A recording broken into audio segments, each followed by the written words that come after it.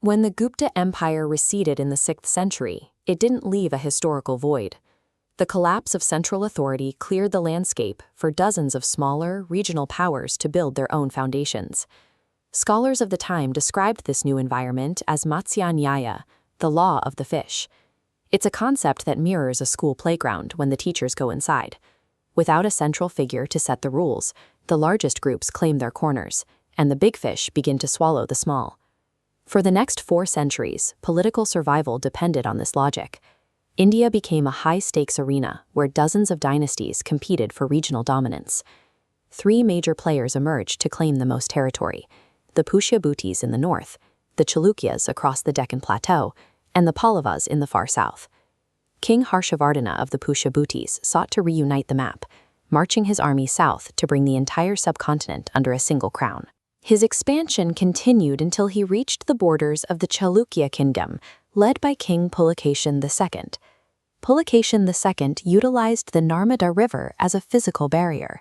His victory was so decisive that it fixed a permanent boundary between the 2 empires, stopping Harsha's southern ambitions in their tracks. This stalemate proved that no single king could easily roll over the entire subcontinent. India was now divided between entrenched regional powers. After Harsha's death, his capital city, Kannauj, became a massive power vacuum. For the next 2 centuries, rival kings repeatedly risked their entire armies to capture this specific location. The attraction was partly economic. As this river landscape shows, Kannauj sat in the heart of the Ganga Valley. Controlling it meant controlling the most fertile farmland in India and the agricultural taxes it produced. Strategic geography was another factor. The city functioned as a choke point for major trade routes, allowing the ruler to collect revenue from the commercial wealth moving across the north. Finally, there was the prestige of the throne itself. Because Kannauj had been the seat of Harsha's empire, it remained the primary symbol of imperial authority. To these rival dynasties, holding Kannauj was the necessary step to claim the title of Uttara Pataswaman, the Lord of the North. 3 powers moved on the prize: the Pallas from the east, the Gujara Pratiharas from the west, and the Rashtrakutas from the south. For 2 centuries, control shifted constantly. At the peak of Palla power, King Dharmapala captured the city, but victory was short-lived. The borders receded as the Rashtrakutas and Pratiharas each took their turn seizing the capital.